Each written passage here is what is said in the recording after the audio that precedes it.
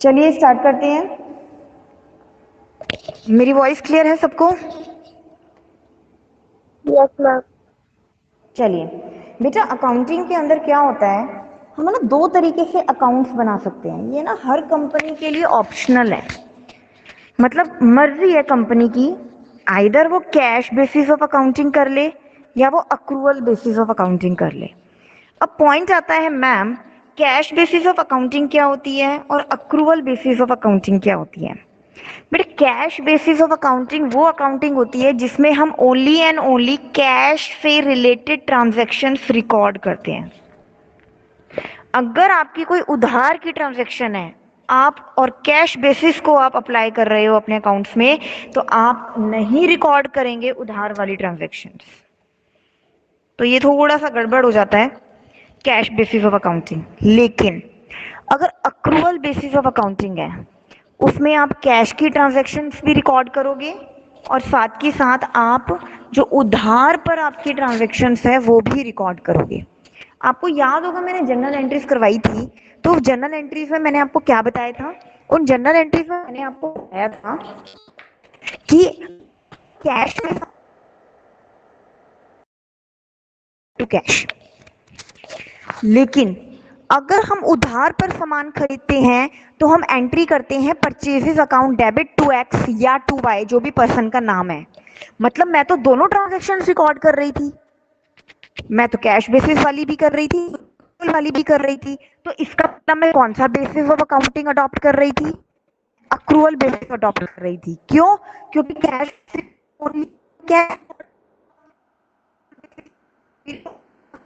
के साथ होगा। ये सबको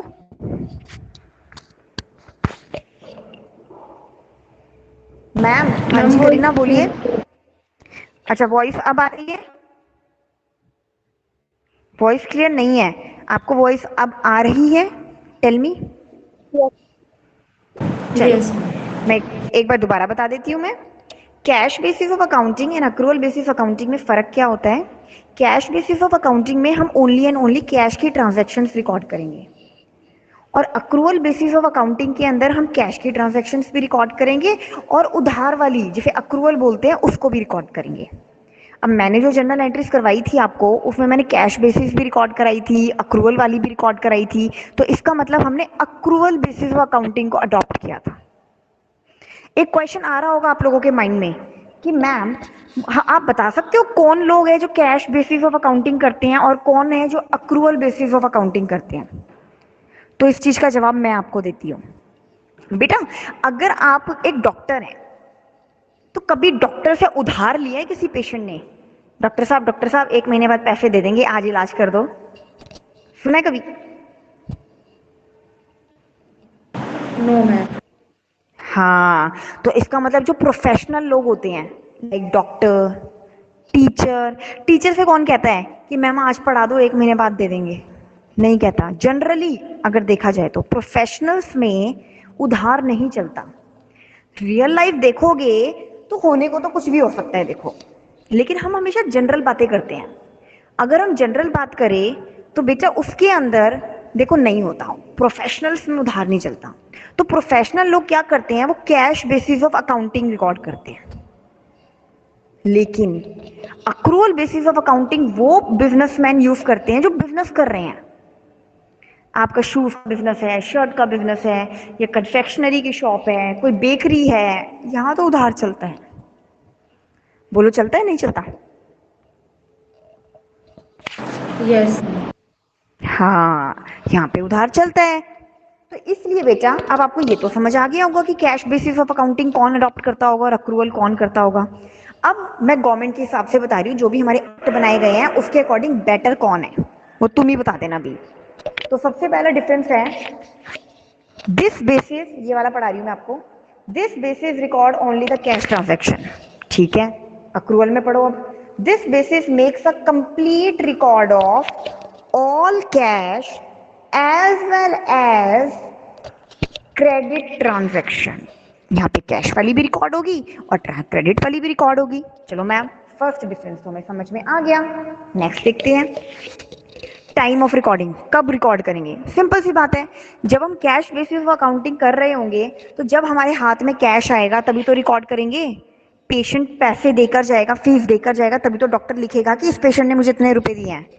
तो एज पर this basis only those income are recorded which have been received in cash. जो आपको कैश में रिसीव हुई है आप वो ही रिकॉर्ड डालेंगे उसी टाइम। लेकिन अक्रूवल में क्या होता है? all incomes are recorded whether the cash is received for them or not। दो कस्टमर आए, एक मैं आई और करीना के पास मिंटी आई। वैसे पूजा मैम आए तो पूजा मैम ने सामान लिया और कैश नहीं दिया। मतलब आप क्या मेरी सेल रिकॉर्ड नहीं करोगे? जो आपने मुझे बेचा आप करोगे रिकॉर्ड। तो आप क्या लिखोगे?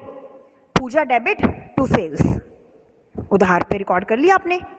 लेकिन मिंटी तो कैश में लेके गई है, तो आप क्या एंट्री करोगे? कैश डेबिट टू सेल्स, क्योंकि मिंटी ने तो कैश में सामान लिया था। तो आपने अक्रूवल भी रिकॉर्ड करी है और कैश वाली भी रिकॉर्ड करी है। थर्ड देखेंगे, अगर मैं कैश बेसिस की बात करूं तो आपको वही वाले एक्सपेंसेस रिकॉर्ड करने हैं जो कैश में पे किए हैं। देखो, इनकम कैश वाली रिकॉर्ड कर रहे हो तो एक्सपेंसेस भी तो कैश वाली ही रिकॉर्ड करोगे, है ना? तो वो हो जाएगी आपकी एक्सपेंसेस, जो हम कैश में रिकॉर्ड करेंगे वही अकाउंटिंग में जाएगी। और अक्रूवल में क्या होगा? चाहे कैश आपने सॉरी चाहे एक्सपेंसेस आपने कैश में रिकॉर्ड किए हो या ना किए हो, आपको रिकॉर्ड करना ही पड़ेगा। 3 पॉइंट्स तक ओके है सबको?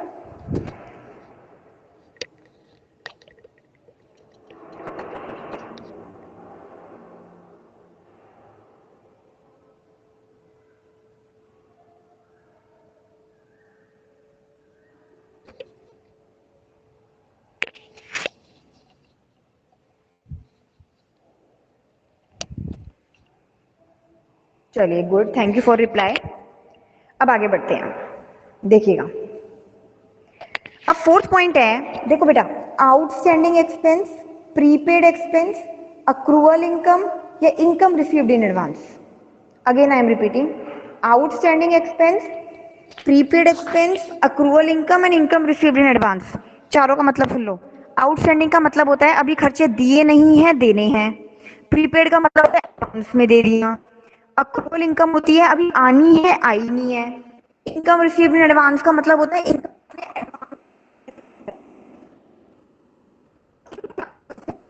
ट्रांजैक्शन कैश बेसिस में डालोगे और कौन सी ट्रांजैक्शन अक्रूवल बेसिस में डालोगे। तो जवाब है मैम अक्रूवल में तो ये चारों जाएगी। क्यों? क्योंकि अक्रूवल में तो कैश वाली भी जाती है और उधार वाली भी जाती है। लेकिन कैश बेसिस ऑफ अकाउंटिंग में outstanding expense, prepaid expense, income received in advance नहीं आएगा। क्यों? क्योंकि ये तो कैश बेसिस है। हाथ में प्रॉपर कैश आएगा तो रिकॉर्ड होगा, अदरवाइज नहीं होगा। अब आप बोलोगे मैम रिसीव्ड इन एडवांस का मतलब ही तो कैश रिसीव होना हुआ। लेकिन बेटा वो प्रेजेंट डीलिंग नहीं है ना। अगर किसी काम के लिए आप एडवांस में पैसा ले रहे हो तो बेटा वो काम अभी किया थोड़ी ना है आपने। तो इसलिए ये चारों items accrual basis of accounting में तो रिकॉर्ड होंगे, लेकिन कैश बेसिस ऑफ अकाउंटिंग में रिकॉर्ड नहीं होंगे। अब फिफ्थ पॉइंट की हम बात करते हैं, legal position. According to companies act 2013 cash basis of accounting नहीं है। मतलब कंपनी एक्ट 2013 ने अकाउंटिंग जो है कैश बेसिस वाली नहीं दी है। बट कंपनीज एक्ट 2013 ने अक्रूवल बेसिस ऑफ अकाउंटिंग को सैंक्शन किया है। पता है क्यों? कैश बेसिस में मैं 100% इंफॉर्मेशन नहीं डाल पाऊंगी। सेल तो हुई है लेकिन उधार पर हुई है, और अगर मेरी सेल उधार पर हुई है तो मैं रिकॉर्ड तो कर ही नहीं रही हूं कैश बेसिस में। आपको बात समझ आ रही है? लेकिन अक्रूवल में क्या हो रहा है? अक्रूवल में चाहे मैं कैश में रिसीव करूं, चाहे मैं, है ना, उधार में। चाहे मैं कैश उधार में करूं, अक्रूवल में तो दोनों रिकॉर्ड होनी है। तो बेटर तो अक्रूवल है ना। तो इसलिए कंपनीज Yes. एक्ट ने अक्रूवल को सैंक्शन किया है।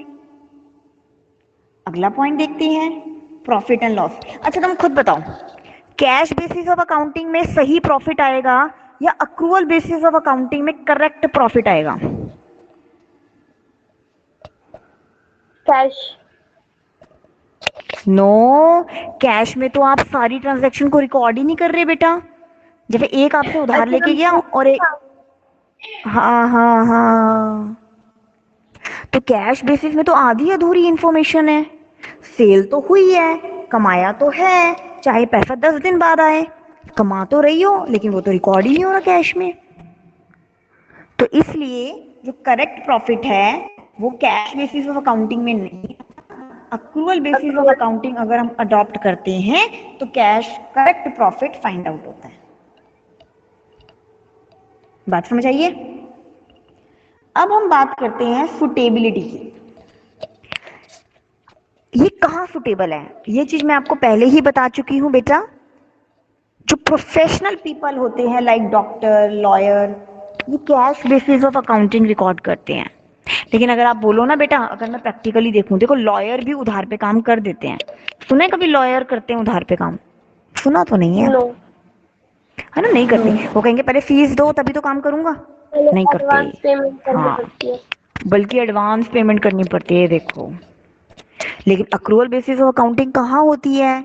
जैसे बिजनेसेस जिनका मेन मोटिव प्रॉफिट कमाना होता है वो अक्रूवल बेसिस होती है। देखो प्रोफेशनल सर्विसेज होती है ना, और बिजनेस करना होता है गुड्स बेचना।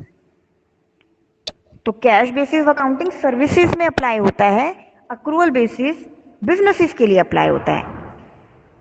आई होप आपको ये टॉपिक बहुत अच्छे तरीके से समझ में आया होगा। किसी को कोई डाउट है पूछो।